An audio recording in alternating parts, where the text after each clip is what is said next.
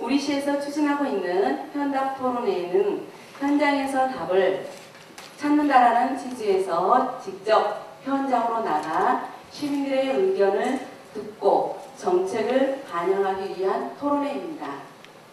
오늘은 원장님들과 어머님들을 모시고 참 어려운 문제 중에 하나인 훈육과 체벌, 경계를 알아보고 아동학대 예방법과 발생 시 대처 방법에 대해 의견을 나누고자 합니다. 먼저 오늘 참석해 주신 전문가분들을 소개해 드리겠습니다. 소개해 드릴 때마다 큰 박수 부탁드리겠습니다. 경기 남양주 아동보호 전문기관 서범석 관장님 참석하셨습니다. 굿네이버스 좋은마음센터 경기 구리 남양주 지부 김병익 지부장님 참석하셨습니다. 그럼 토론회 진행자이신 아이 행복 더하기 갈근정 회장님을 소개합니다. 큰 박수로 맞이해 주시기 바랍니다.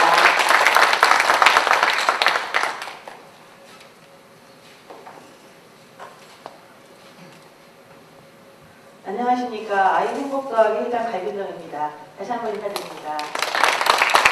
아이 행복 더하기는 시와 어린이집 간의 소통 및 교류를 통해 참 보육을 실천하고자 만든 워킹그룹으로 원장님들과 시 보육 담당 팀장님들 간의 모임입니다.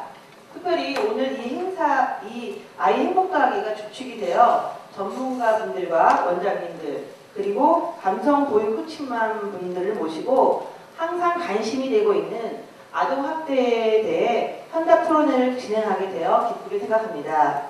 오늘 진행 일정에 대해 안내해 드리면 먼저 아동보호 전문기관장이신 발제가 있겠고요. 다음은 원장님들의 사례 발표를 들은 후 팀별로 자유토론이 있겠습니다. 팀별로 자유토론이 끝나면 팀별로 1분씩 대표로 토론해서 나온 의견들을 정리해서 발표해 주시면 되겠습니다. 먼저 아까 인사드린 서범석 경기 남양주 아동보호 전문기관장님을 모시고 아동학대에 대한 전반적인 사항을 듣도록 하겠습니다. 우리 큰 박수로 환영 부탁드립니다.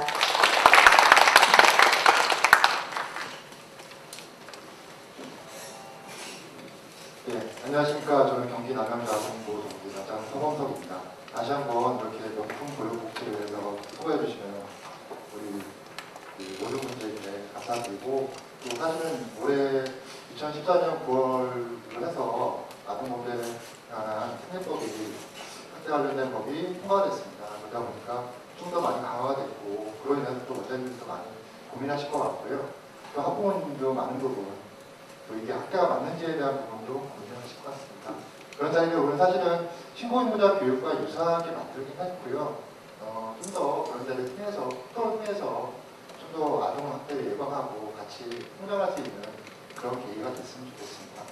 일단 제가 좀 너무 많은 양을 만들어서 생각보다 원래는 좀 양을 좀 줄이려고 하고요. 네, 생각보다 무식하게 됐습니다. 30몇 장이라서 이거를 하다가는 오늘 그 토론회는 못할 것 같아서 제가 좀 중요한 포인트만 빨리빨리 넘어가도록 양해해 주시기 바랍니다. 네, 일단 아동학대와 훈계 경계라는 타이틀 그것이 알고 싶다라고 했고요.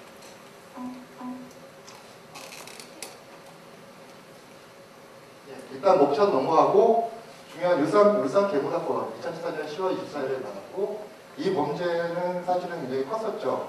그 다음에 특례법 이전이긴 하지만 그런 이유로 최초로 왼손 맨발로 살인죄가 첫 적용됐습니다.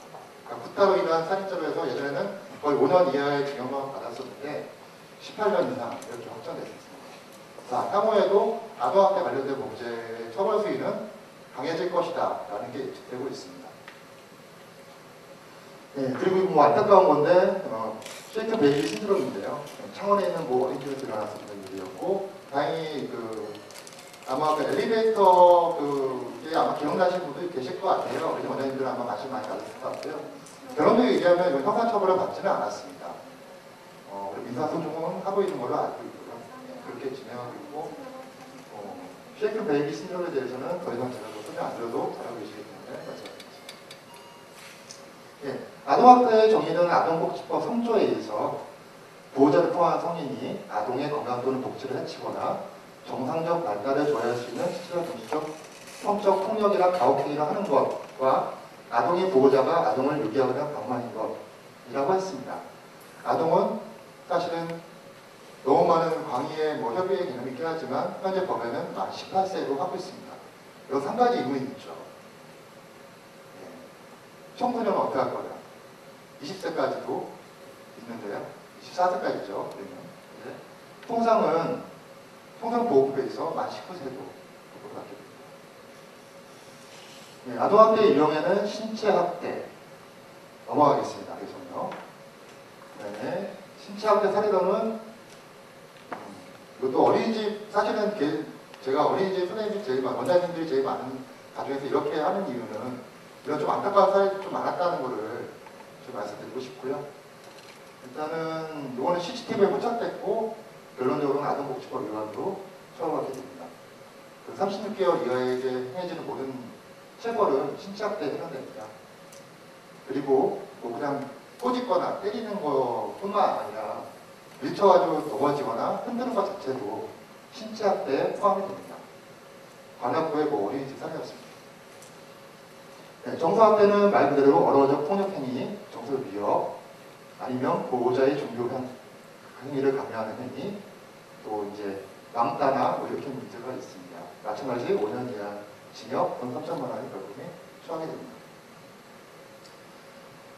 사실은 이런 강요적인 부분 때문에 예전에 한번 나왔었는데요. 고3 아들이 성적을 굉장히 올려야 되는 상황이었고 결국 엄마를 살해하고 8개월 동안 방치를 했습니다. 근데 이 아이 같은 경우는 계속 성적 위조를 했죠. 자기가 본인이. 근데 이 어머니를 죽인 날짜는, 살해한 날짜는 공부를 때도 고3이면 대학 가기 전에 꼭 해야 하는 가지고 있죠. 명인다. 성적이 공개되고 자기가 모든 걸 받아들일 것 같아서 결국은 어머니를 살해하고 방치하는. 그래서 나중에 이런 극단적인 상황으로 갈 수밖에 없는 케이스였습니다. 성학대는 너무 많은 부분이 있어서 하고요.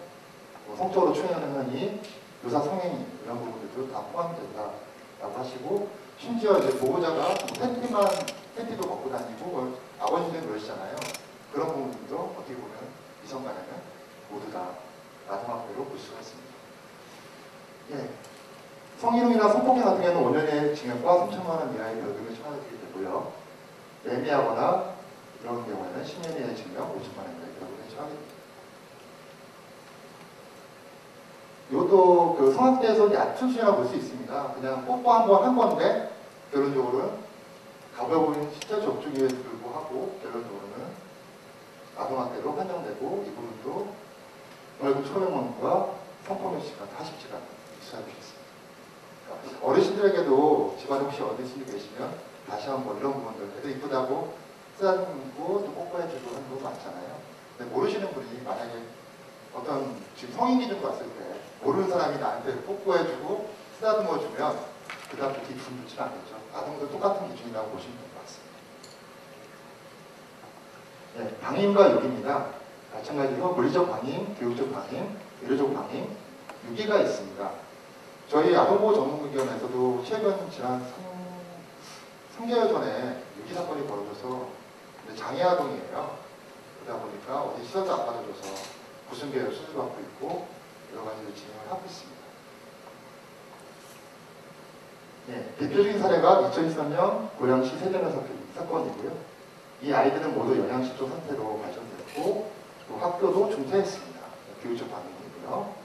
또 계모 때문에 그 남아비 없이 생활하다 보니까 한겨울에 지나게 됐고 또 영양실조 이런 뼈의 염증, 나중에는 심지어 하반신 마비 증세까지 보였던 대표적인 방임의 모든 4가지 요소를 다 갖고 있는 그라고 보겠습니다.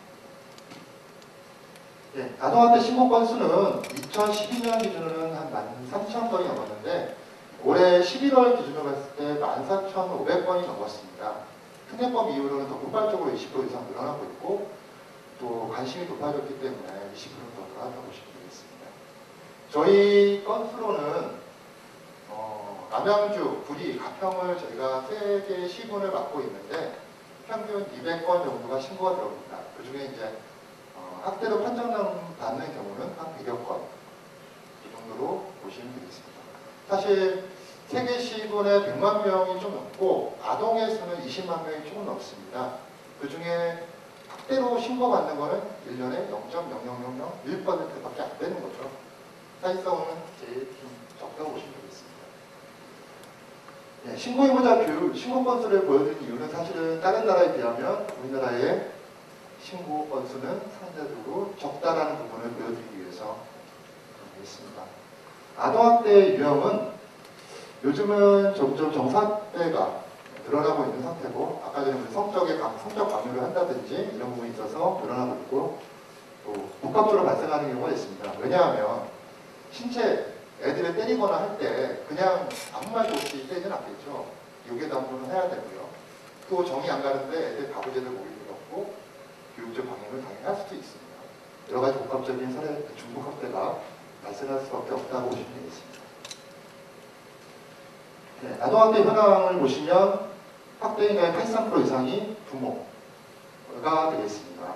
부모에는 이제 친족도 다 포함이 된다고 보시면 되고요. 주요 문제, 특징으로는 양세 등 및 방법의 부족이 있겠습니다. 이 아동학대의 후유증을 보시면 여기에 이제 연쇄범, 살인범, 유영철, 김길태, 고종석 등이 있는데 모두 다 가정폭력과 아동학대의 희생자라고 보시면 되겠습니다. 굉장히 뉴스에서 볼 때는 되게 흉한 범이긴 하지만 이분들 같은 경우에도 예전에 한번 범죄에 관련돼가지고 저희 교육을 받은 적이 있는데요. 거기서 듣기로는 여기서는 이분들은 굉장히 불우한 가정환경에서 자랐고 사회적으로 누구 하나 자기를 지지해주는 사람이 없었던 거예요. 결론적으로 그거를 표출할 수 있는 구조 표출의 방법이 성인이 된 이후에 물리적 폭력밖에 없기 때문에 진행하는 단계라고 보시면 되겠습니다.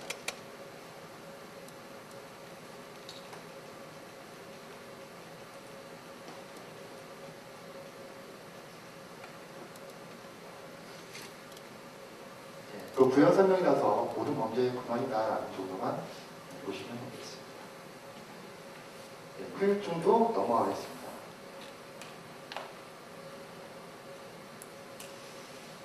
자, 신체학대, 정서학대, 방임 유기에 의한 후유증으로는 이런 신체적인 손상들이 있고 또 하나는 제일 큰 거는 심리 정서적인 손상입니다. 결국 자기 개념이 손상이 되는 거죠. 자아 존중감 자체가, 자기 유능감 자체가 많이 낮아지거나 없어지는 그 상태로 가게 됩니다. 성학대에 의한 후유증은 더 심각한데 일단 성장기 자체에서 많은 문제점을 일으키게 됩니다. 학업부진 이런 거는 기본적인 거고 약물 남용이나 또 성에 대한 혼란이 있어서 아예 성을 기피하든지 아니면 더 이른 나이에 성관계를 맺을 수도 있는 더 문제가 생길 수 있는 임신이나 출산 문제가 발생할 수도 있습니다. 예, 특례법에 의한 가해자 처벌 및 보호를 보시면 아동학대 가중처벌 규정이 시사됐습니다. 그래서 학대 치사는 무기 또는 5년 이상 징역, 그리고 중상에는 3년 이상 징역, 또 상습범 및 신고의무자가 아동학대 시 형량의 2분의 1이 들어가게 됩니다. 가령 교육교사가 아니면 원장님이나 아니면 우리 그 지원센터 장님이나 이렇게 만약에 아동학대를 하시게 된다면 형량의 2분의 1이 됩니다. 3년 받을 거 4년, 6개월 받는 거고요. 그런 식으로 간첩을 하게 된다라는 것만 아시면 되겠습니다. 그리고 또 하나는 범죄를 저지르고 확정이 받게 되시면 10년간 아동 관련 기관 취업이나 운영을 전혀 못하게 됩니다. 또 이거 부모에게 많이 해당되는 채권 상실을 청구를 할 수가 있고요. 과태도 예전에 300만 원이었는데 신고의무자일 때 신고를 하지 않았을 경우 500만 원으로 상향 조정됐습니다. 총 24개 직군인데요. 예, 나머지는 아동보호 전문기관과 관련된 내용이라서 삭제하겠습니다. 죄송합니다.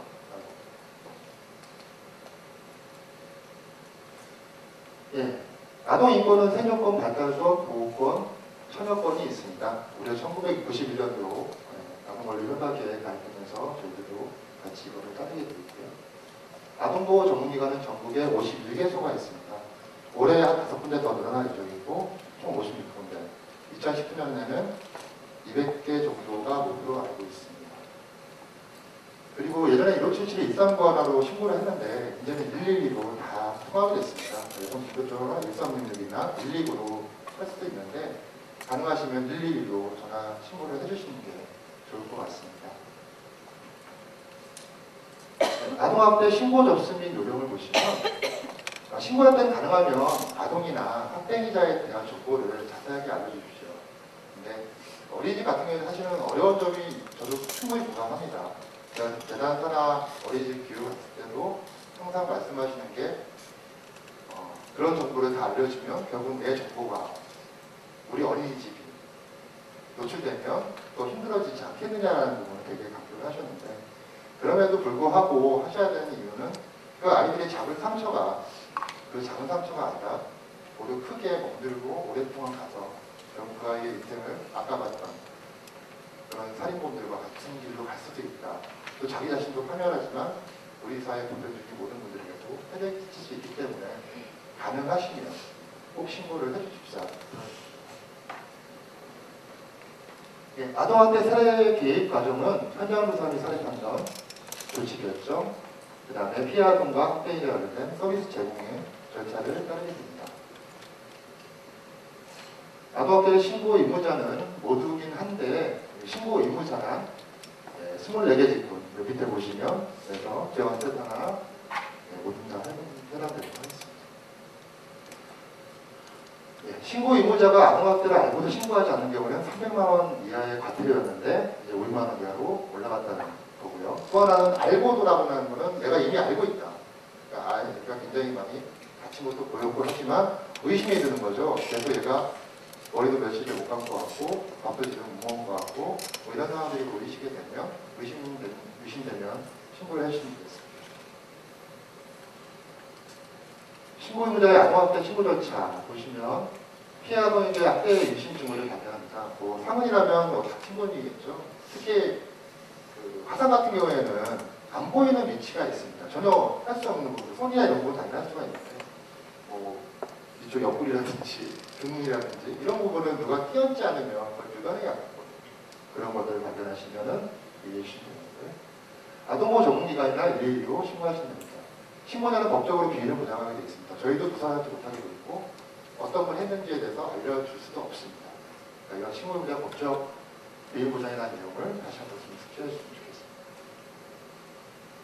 유의사항은 가능하면 증거사진. 왜냐하면 아이들의 몸 같은 경우에도 시간이 지나면 서서히 없어져서 도저히 나중에 증거자료를 채택이 안 되는 경우가 있습니다. 예언했을 때 나중에 뭐 멍이라든지 이런 상처가 있었을 때 가능하시면 사진 한번 찍어주시고 바로 얼굴 나오도록 이 아이다라는 걸 보여주기 위해서 그 다음에 뭐 자 같은 게 있으면 더 좋고요. 자 같은 걸로 해서 이게 몇 cm 정도가 된다는 것도 한번 보여줘서 사진을 보내주면 더 확실한 증거 자료가 되겠습니다. 제일 이제 아동에게 큰일이 난 것처럼 불안에 빠지지 않게 한다는 것도 되게 중요한데요. 호들갑을 떨게 되면 이 친구도 자기가 큰일이 났구나. 이거 어떻게 해야 되지? 아이들이 이제 당황하게 되면 어른도 마찬가지지만 말도 제대로 안 나고요. 또 이상한 짓을 할 수밖에 없습니다.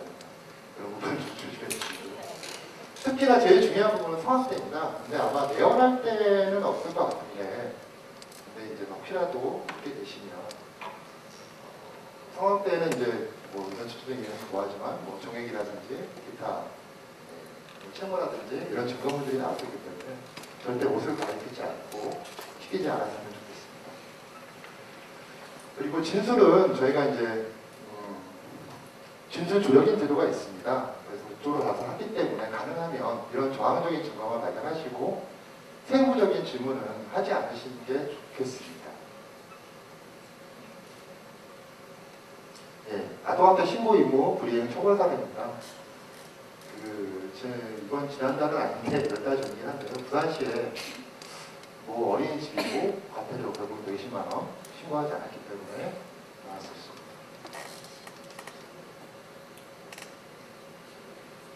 해당되는 내용 다시 보면 13개월 된 남자의 얼굴 등을 손으로 때리거나 몸을 잡고 거칠게 흔드는 행위, 학대하는 혐의를 받고 있다고 되어 있죠. 자, 체벌뿐만 아니라 장시간 서 있게 하기, 또 가두기, 까불리기, 몸을 잡고 거치게 흔드는 행위. 모두 다 CCTV, 사실은 근거 자료는 대부분 CCTV입니다. 거기 포착이 되기 때문에 그거는 어떻게 피해갈 수가 없더라고요.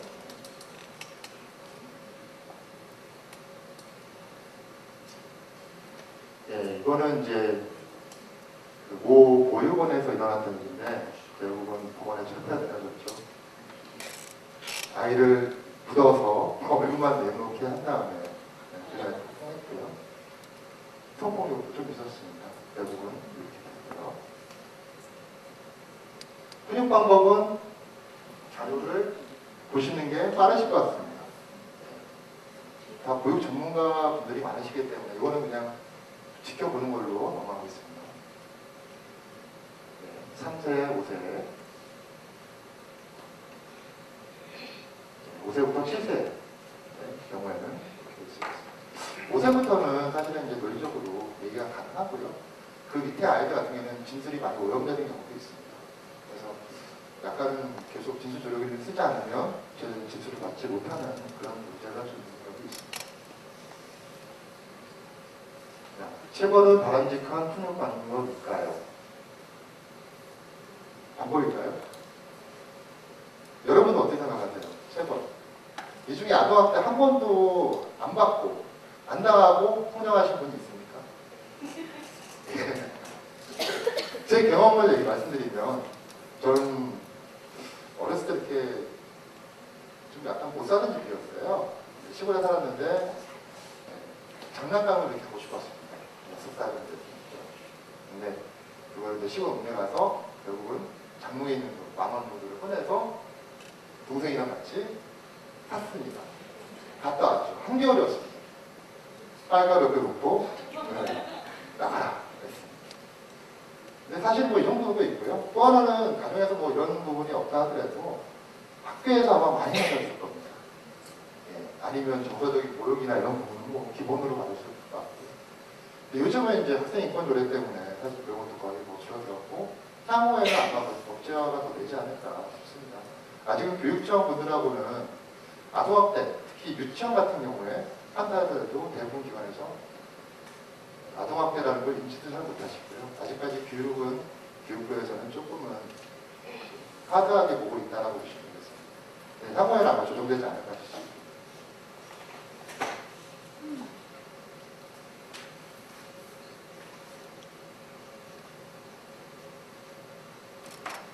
제가 포인터가 익숙하지 않아서 죄송합니다. 예, 훈육은 어떻게 해야 될까요? 정주한 요청, 나 전달법, 포상, 그 다음에 논리적 결과 이런 게 있습니다. 이것도 사실은 토론하시면서 더 얘기하시면 될 것 같고요. 넘어가겠습니다.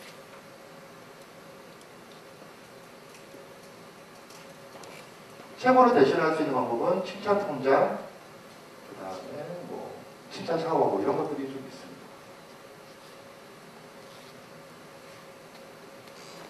네, 빨리 끝내기 위해서 여기까지 왔고요. 자, 체벌은 사랑의 메인가? 이게 저도 사실은 많이 감정이 실려 있으면 그건 체벌은 사실은 폭력이겠죠. 네, 폭력적인 것도 저도 많이 봤습니다. 성적이 단순하게 떨어졌다고 맞아야 되는가? 이것도 하나의 숙제죠. 저는 학교 다닐 때 좀 무식한 학교라서 1등 떨어질 때마다 한 대씩 맞았습니다. 어떤 친구는 30등 떨어졌기 때문에 30대를 아예 30채로 맞는 걸 봐서 굉장히 무서웠습니다. 효과도 사실은 없어요. 떨어진 애들은 다시 올라가지 않습니다. 훈육을 목적으로 한 체벌이 필요한가? 또 부모나 성인이 아이를 때리는 것은 훈육이며 사랑의 매는 불가피하다.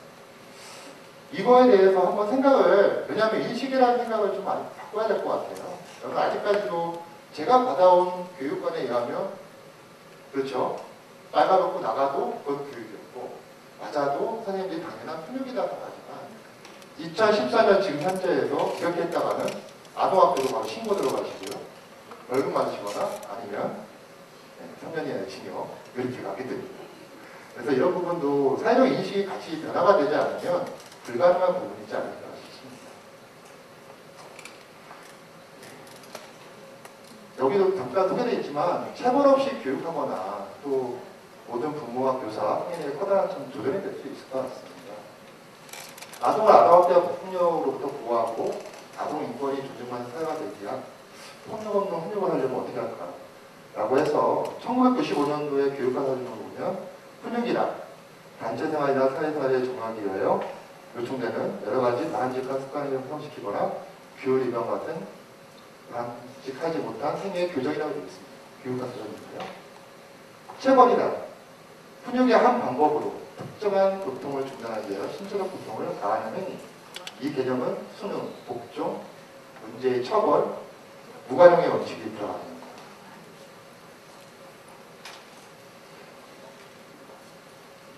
사실은 이 아동학대, 특히 훈육에 대한 부분에서의 법의 감정도 조금씩은 다 틀립니다. 여기 보시면 경향신문 사례 보시죠. 학생 머리채 흔든 것은 훈육이 아니다. 체벌교사에게 벌금 100만 원. 이렇게 되었죠. 이것도 이제 판사님의 계량입니다. 근데 밑에 보시면 훈육 차원에 뺨 때린 거는 아동학대가 아니다. 라고 되어 있죠. 또 다른 의견이죠. 아직까지 이거에 대한 훈육 차원에 대한 부분에서 법적으로 정해져 있지는 않은 겁니다. 판례도 거의 없습니다. 아동학대는 특히. 이번에 아동학대 범죄 등에 관한 특례법을 하고 공소가 신나게 지금 들어가고 있거든요. 그런 판례들로 인해서 향후에는 모든 것들이 정해지지 않을까 싶습니다. 또 미국에서는 자녀 훈육 체벌에 대해서 철망 문항이 있습니다. 같이 보시면 되고요. 체벌에 대한 국제사회의 흐름은 아동에 대한 체벌을 법적으로 아직 금지한 국가가 늘고 있는 추세입니다. 효과성에 대해서는 아직도 학계에서는 많은 얘기를 하고 있지만 결론을 얘기하면 아직까지 가정에서의 훈육의 체벌에 대해서는 처벌하는 방법이 없습니다. 네. 심한 폭력, 신체적 폭력이나 이런 부분에서 당연히 나올 수도 있지만 체벌로 인한 가능하면 뭐 찰싹 한번 때린다든지 뭐 이런 부분에서는 아직까지 처벌을 받기에는 상당히 어려움이 있습니다. 그래서 저희 법제화된 일반 국가들이 있는 경우에는 문제가 뭐냐면 사회적 인식이 바뀌지 않으면 그게 처음에는 법으로 되어 있기 때문에 모든 체벌을 금지하게 되면 금지를 하게 되면 결론적으로는 그거에 대한 법적 적용이 있습니다. 근데 이제 모든 시민분들이 그걸 따르지 않는 경우에는 그 체감도가 낮아지기 때문에 법은 있지만 지켜지지 않는 거겠죠. 아동학대 범죄에 대한 특례법도 사실은 지켜지지 않는다면 그래서 이건 처벌 조항만 있는 건 아니고 사실은 그 개념은 아닙니다. 아동학대를 예방하기 위한 차원의 목적이 큰 것이고 가해자를 좀 더 좋은 양육자가 되기 위한 방법으로 보호명령제도라든지 이런 것들을 신설했다고 보시면 되겠습니다. 그리고 저희 모든 포항에서 잠깐 예를 들면 아동복지위원회나 아동자치회가 있습니다. 근데 우리 남양주시에는 안타깝게도 없는 것 같은데요. 이런 부분들도 한번 논의를 해서 좀 더 우리 남양주시의 아동복지를 위해서 생각할 수 있는 편안한 시간이 됐으면 좋겠습니다. 네, 너무 긴 자료에서 제가 좀 당황스러운데요. 여기까지 들어주셔서 너무 감사합니다.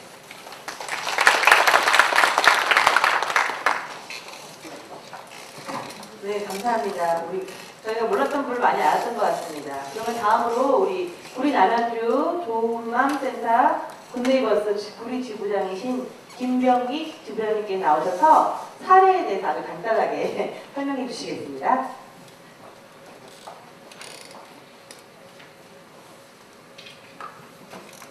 네. 뜻깊은 자리에 불러주셔서 감사드립니다. 우선 아동학대에서 전반적인 내용들은 선수 관장님께서 너무 잘 설명을 해주셔서 그것을 가름하도록 하고요. 제가 말씀드릴 거는 그 아이를 어떻게 보호할 것인가 관련해서 세 가지 정도를 조금 숙제로 한번 드리면 어떨까라는 생각을 좀 하고 있습니다. 세 가지만 먼저 말씀드리겠습니다. 첫 번째는 관점의 전환입니다. 관점의 전환. 이게 어떤 말씀이냐면요. 제가 아동보호 전문기관에 있을 때 이런 신고가 들어온 적이 있었어요. 어린이집에 아이가 갔는데 선생님이 아이 약을 억지로 먹이시는 거예요. 근데 어린이집 선생님들 일리가 있으신 게 엄마가 약을 먹으려고 주셨거든요, 약을. 근데 점심 먹고 약을 먹는데 안 먹으려고 하는 거예요. 근데 안 먹을 수 없어요. 그러니까 한 선생님은 아이의 손을 이렇게 좀 잡고 다른 선생님은 이렇게 입을 이렇게 벌려가지고 예, 새 입을 만든다 이렇게 약을 먹었거든요. 근데 이제 그 때마침 그 교실을 지나가던 어떤 한 아주머니가 그 광경을 딱 보고 애가 싫어야 하고 있고 선생님 자꾸 먹이는 모습을 보신 거죠. 이 아동학대로 신고가 되는 경우가 있습니다. 그러니까 사실 이렇게 어떻게 바라보는 것인가에서 관점에 따라서 아동학대에 해당하느냐 해당하지 않느냐의 여부가 굉장히 많이 달라집니다. 그런 경우는 굉장히 많은 것 같고요.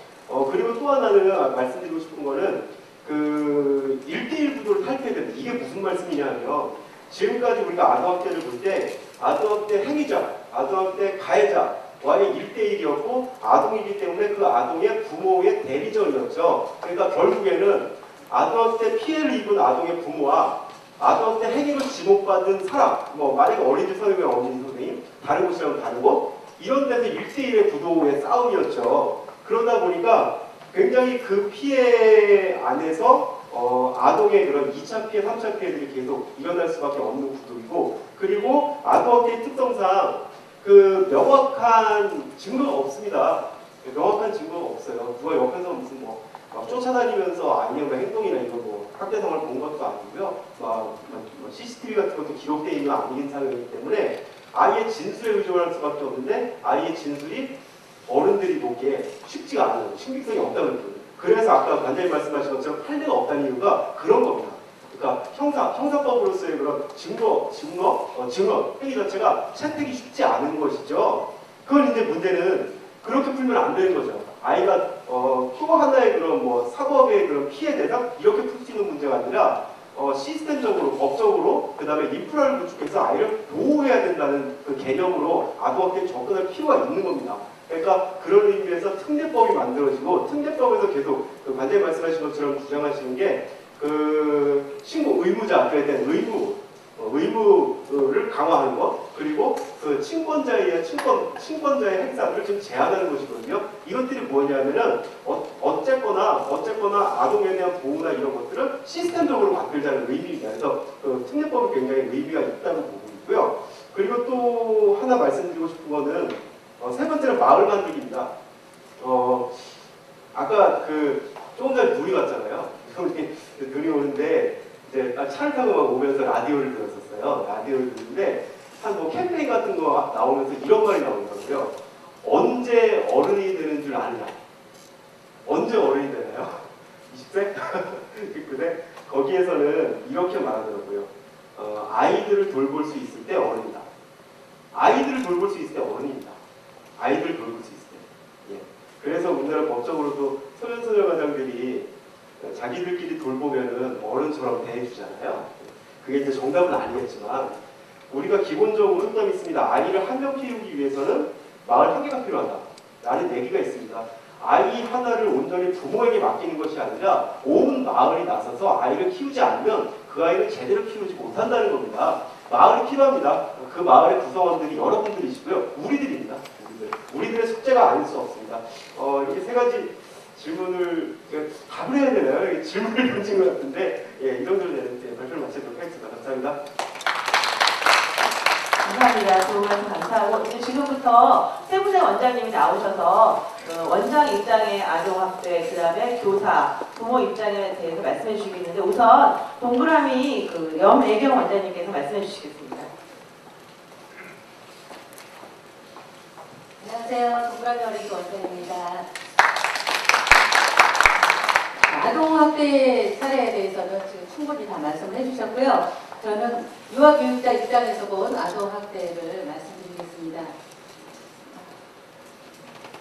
최근 아동학대 사례가 빈발하면서 사람들이 아동학대에 관심을 가지기 시작하였습니다. 우리 소중한 아이들을 위해서 매우 긍정적인 현상이죠. 그런데 문제는 체벌이 강력하다는 점을 이용한 고소들이 잦아지고 있다는 것입니다. 아동학대는 물론 체벌대하고 근절되어야 하겠지만 그 과정에서 억울한 사람들이 발생해서는 안 될 것입니다. 방송에 보도가 되는 것이 대부분 어린이집에 대한 부정적인 면이기 때문에 어린이집에 대한 뿌리 깊은 불신이 있다는 것을 다 느끼실 거예요. 학부모님이 어린이집과 교사를 신뢰할 때 아이들이 교사를 믿고 따를 수 있는데 이와 같이 체계적이고 뿌리 깊은 오해가 풀리지 않는다면 그 피해는 누구에게 돌아가겠습니까? 참 난감한 문제가 부모님들께서 아이들 얘기를 들으시고 속상해 하시는 그걸 볼 때예요. 예를 들어서 설명을 할게요. 엄마, 원장님이 나 때렸어 하고 아이가 말한다면 대부분의 어머니들은 몹시 화를 낼 것입니다. 그러나 사실은 이러한 상황이 될 수 있습니다. 원장이 그 아이 뒤에서 칠판을 가리키다가 실수하여 그 아이의 머리를 건드린 경우 분명히 그 아이는 원장님께 맞은 것 같습니다. 그러나 원장님은 그 아이를 때린 것이 아니라는 것이죠. 그러면 이러한 문제는 왜 발생할까요? 그것은 아이들이 어리기 때문에 상황 판단과 전달력에 문제가 있기 때문입니다. 또 관심 끌기 때문에 그렇습니다. 아이들이 거짓말을 할까요? 네, 아이들은 거짓말을 아주 잘합니다. 그것은 그런데 거짓말이 아니고요. 꾸며낸 이야기입니다. 성인들처럼 남을 속이기 위한 의도적인 거짓말은 안 해도 아이들은 무의식적으로 또 위기를 모면하거나 부모의 관심을 끌기 위해 꾸며낸 이야기들을 종종 합니다. 그래서 심리학자들은 이를 꾸며낸 이야기라고 하죠. 그런데 문제는 여기에 있습니다. 아이가 하는 말을 부모님이 100% 신뢰하고 원을 의심할 때 교육은 제대로 이루어지기 어렵습니다. 또 다른 예를 들어볼까요? 어느 날 4세 여아가 집에 와서 엄마, 오늘 우리 어린이집에서 견학 갔다 큰 버스가 왔고 선생님이 한 줄기 하라고 해서 머리 만져준 친구들만 버스에 탔고 나는 장난쳤다고 생각한 의자에 앉아있으라고 해서 나는 하루 종일 앉아있다가 왔어. 나만 견학 못 갔어. 그 말을 들은 부모님 어떨까요? 부모님 심정은 내 아이만 원에다 놔두고 견학을 갔다 왔다니 기가 막혀서 원장님한테 찾아와서 항의를 했습니다. 원장님이 아무리 그 아이가 견학을 같이 갔다고 설명해도 어머님은 믿지를 않는 거예요. 내 아이 말만 믿으시는 거예요. 그런데 마침 그 원장님 생각이 난 거예요. 핸드폰으로 견학에서 찍은 동영상이 생각이 난 거예요. 그래서 그걸 보여주셨어요. 그 속에 그 아이가 환하게 웃으면서 뛰어오는 모습을 봤을 때 그 어머님의 느낌은 어땠을까요? 이처럼 아이들은 엄마의 관심 또 자기를 얼마나 생각하고 있나 확인하고 싶은 마음에서 종종 꾸며낸 이야기를 합니다. 그런데 신뢰하지 않기 때문에 원에서 돌아온 아이에게 부모님을 자꾸만 확인하게 되고 엄마의 감정을 눈치챈 아이가 불안해하고 눈치를 보면서 부정적인 아이가 되어갑니다. 인간에 대한 기본적인 신뢰감을 잃어버리는 너무나 안타까운 일이죠. 특히 성추행. 이 성추행은 엄마가 안 믿으면요. 우리 원장님들은 빼도 박도 못합니다. 사례가 있어요. 저는 이 사례는 다 우리 지역에서 일어난 일들입니다. 그래서 그 원장님들에게 허락을 받고 제가 말씀을 드리는데 5세 여아가 어린이집에서 성폭력 당했다는 내용 아실 분은 다 아실 거예요. 아이가 집에 와서 체육선생님이 아프게 했다면서 엄마에게 혼내주라는 표현을 했어요. 엄마가 꼬치꼬치 물어보니까 낮잠을 자고 있는데 체육선생님이 교실에 들어와서 중요한 곳을 만졌고 팬티를 내렸다는 말을 했다고 합니다. 그런데 이 어린이집은 5세부터는 낮잠 시간이 없어요. 낮잠 시간이 없으며 체육 특기 수업은 일주일에 한 번 수요일에 있었고 이 아이의 날은 2시부터 2시 30분까지 체육 수업이 이루어지고 있어요. 다른 원도 그렇지만 체육 선생님이 체육 교구를 가지고 와서 강당에서 특기 수업을 하루 종일 하시죠. 그러면 반별로 담임교사 인설하에 강당으로 이동하여 담임교사 창단하에 체육 수업을 진행하고 수업이 끝나면 다시 담임교사 인설하에 교실로 이동. 바로 이어서 다음 반이 또 들어오죠. 이렇게 해서 진행이 되기 때문에 체육교사는 교실로 들어가는 일은 전혀 없습니다. 이 아이가 사건을 표현했다는 수요일 체육시간에 이 아이가 산만한 행동을 하여서 체육교사에게 지적을 받았었다고 담임선생님이 말을 했습니다. 또 평소 이 아이가 체육선생님을 좋아했다고 담임교사가 말했습니다. 저도 우리 아이들 보면은 체육선생님 오시는 날은 여자아이들 7세 같은 경우는 예쁘게 하고 와요. 왜냐하면 남자가 한 명밖에 없거든요. 교사들은 다 여자이기 때문에. 심지어 어떤 아이는 핀을 몰래 강당에 놓고 핀 찾으러 왔다고 다시 오기도 해요. 체육선생님 보기에. 그런데 이 아이가 평소에 체육선생님을 좋아했던 아이인데 이렇게 말을 한 거예요. 그래서 어머니는 원장님의 말을 절대 믿지 않으시고 고소하겠다고 하셨어요. 그래서 그러면서 지역 카페에 이 글을 올리셔서 지역 카페가 마비가 될 정도였어요. 그래서 지역의 어머니들이 모두 알게 됐죠. 그렇게 해서 우리 원장님은 굉장히 괴롭혔습니다. 체육교사도 명예훼손으로 곧 경찰에 접수했습니다. 명예훼손 관련해서 경찰에서 해당 부모에게 조사차 전화를 해보니까 그 부모가 그제야 카페글을 내리겠다 선처를 요했습니다. 이에 체육교사도 고소 취하를 하였지만 소문은 꾸준히 진행되어서 원에 막대한 지장을 주었습니다. 두 번째 사례는 4세 여아가 점심시간에 장난을 치면서 도시락 이렇게 돌리죠. 특히 아이들 이렇게 도시락 공기를 들고 돌리다가 친구 등에 맞아서 싸움이 벌어졌어요. 그래서 담임교사는 친구끼리 싸우면 안 된다고 중재하고 사과하게 하고 사이좋게 놀도록 이야기했습니다. 그런데 그때 원장이 교실 앞을 지나가다가 아이 울음소리가 나니까 창문 너머 쳐다보다가 선생님이 중재하고 있는 걸 보고 그냥 지나갔습니다. 그런데 그날 오후 그 아이 어머니로부터 전화가 왔는데 아이가 집에 가서 원장님이 자기 기싸대기를 때렸다고 표현했다며 원장님에게 전화하여 화를 내며 욕설을 퍼부었습니다. 사실 기싸대기라는 표현은 4세 여아는 쓰지 않죠. 원장님이 그런 일 없다고 아무리 설명해도 그 어머니는 막무가내 믿지 않고 지역 카페에 또 올리셨습니다. 이 일은 현재까지도 진행 중이며 그 원장님은 거의 문을 닫고 있는 실정입니다. 아이들을 위해서 정성을 다하시는 원장님임을 제가 알기에 제 마음속 안타까움이 더합니다. 며칠 전 어떤 원장님이 저에게 어이가 없어서 웃음만 나온 사람을 하소연을 하시더군요. 4세 남아인데 어머니가 데리러 온다고 하여서 스쿨버스에 태우지 않고 원장실에 기다리고 있는 동안 원장님이 따뜻한 물과 함께 고구마를 잘라서 포크로 먹여주시면서 교구 가지고 재미있게 활동을 하기에 어머니가 오셔서 웃으면서 신나게 돌아갔는데 그날 밤 원장님에게 전화가 왔어요. 원장님이요. 말 안 듣는 아이들을 때려 죽인다고 하셨다면서요. 하고 전화가 오신 거예요. 원장님은 아니 그런 말을 할 수가 있을까요? 아무리 자초지종을 설명했지만 그 어머니는 원장님 말보다 아이의 말을 더 신뢰하는 것 같았다고 합니다. 다음날 아이에게 원장님이 원장실로 데려와서 그럼 그 말을 물어보자. 아이가 그랬다고 해요. 그 말 어디서 들었니? 그러니까 엄마 집에서요. 아이들은 집을 엄마 집이라고 하죠. 대부분 아빠 집이라고 하네요. 엄마 집에서요. 그래서 엄마 집에서 누가 그런 말을 했어? 그랬더니 엄마가 했다고. 아이가 그러더라는 거예요. 원장님은 너무나 황당하고 기가 막히고 요즘 엄마들과 아이들이 너무나 무서워진다고 합니다. 아이와 부모가 원을 신뢰하고 믿고 의지하는 그 안에서 아이를 올바르게 키워내야 할 텐데 아이들이 요즘 CCTV 촬영되는 목걸이를 달고 다닙니다. 이런 현실에서 우리는 우리 아이들을 두고 큰 잘못을 짓고 있다는 생각을 합니다. 교육이라는 울타리 안에 보내주신 이상 일단은 믿음으로 성장하는 모습을 지켜봐 주셔야 한다고 봅니다. 우리 원에서 저희 원에서도요 며칠 전에 어떤 어머니 전화하셨더라고요. 원장님 오늘 태민이가 때렸다면서요. 그래서 제가 네? 그 아이는 지금 20일째 제주도에 가 있는데요. 원에 나오지도 않은 애가 때렸다고 하니까 정말 아이들 말을 다 믿으면 안 된다는 그런 예를 말씀을 드렸습니다. 자, 이상 유아교육자 입장을 조심스럽게 사례 중심으로 발표했습니다. 감사합니다.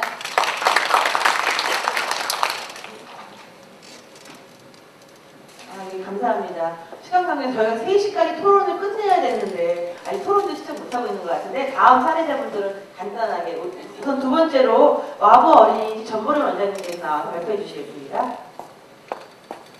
안녕하세요. 반갑습니다. 1분만 하고 가라고 해서요. 1분만 아주 간단하게 하고 가겠습니다.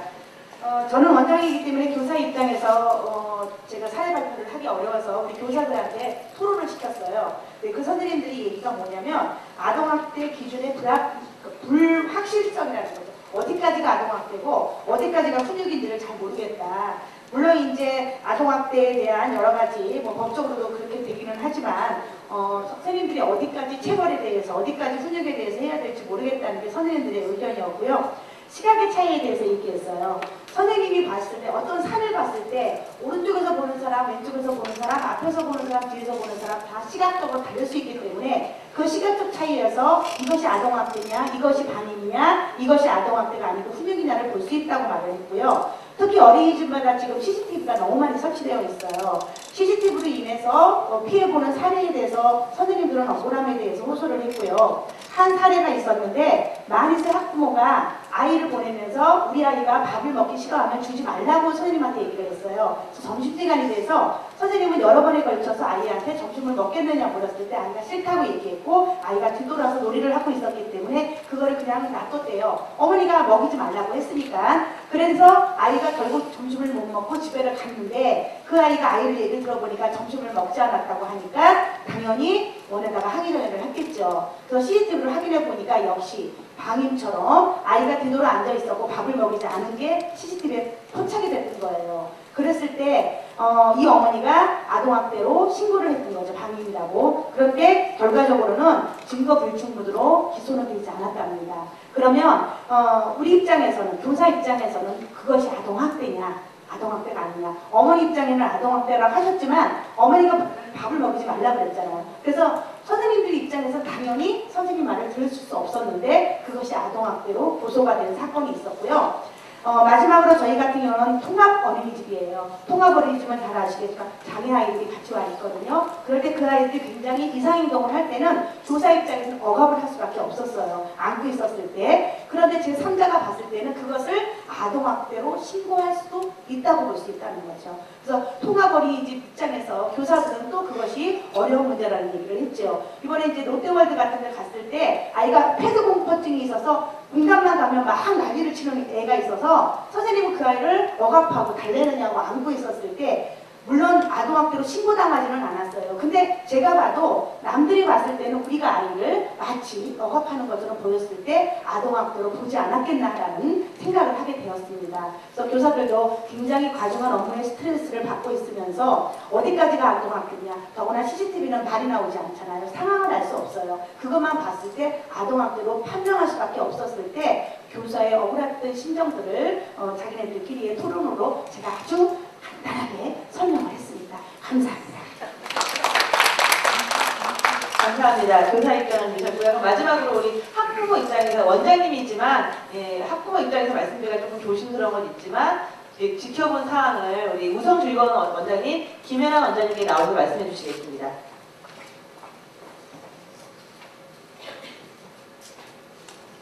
네, 안녕하십니까. 저는 가정에서 일어나는 아동학대 현장 사례에 대해서 간단하게 말씀드리겠습니다. 아동학대 사례 중 방임에 대한 것이 제일 많았고요. 첫 번째, 치료를 요하는 아동을 방임하는 경우입니다.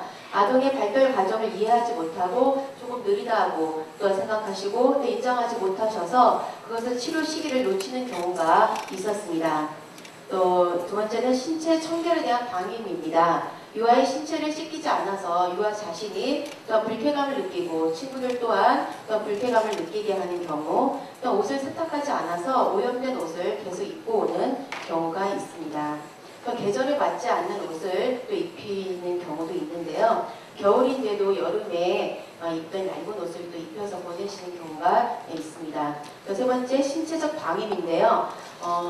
어머님들이나 좀 조심스럽지만 컴퓨터 게임 중독이나 핸드폰 중독으로 인해서 아이들이 식사 때가 됐는데도 밥을 주지 않는 경우가 이에 해당하고요. 또 지나치게 먹이는 경우가 있으세요. 어머님들이 지나치게 먹여서 아이가 토할 정도인데 계속적으로 먹기를 강요하는 경우가 있어서 이건 실제 사례인데요. 부모가 직접 아동학대 사례로 신고한 적이 있었습니다. 또 네 번째는 건전한 성장 발달을 저해하는 무책임한 행동이 있습니다. 아동이 있는 곳에서 크게 부부싸움을 한다든지 부부싸움으로 인해서 잦은 가출이 이루어진다든지 또 아동이 있는 공간에서 부부관계를 노출시키는 경우라든지 또 부모와 함께 연령에 맞지 않는 TV를 시청하는 경우 또 형제간에 또한 차별하고 비교하는 경우 또한 너는 커서 뭐가 되려고 하니 너는 안 돼. 그럴 줄 알았어. 그거밖에 못하니? 라는 언어적 폭력이 이루어지고 있습니다. 또 무시하는 눈빛과 표정이 또 이게 해당하는데요.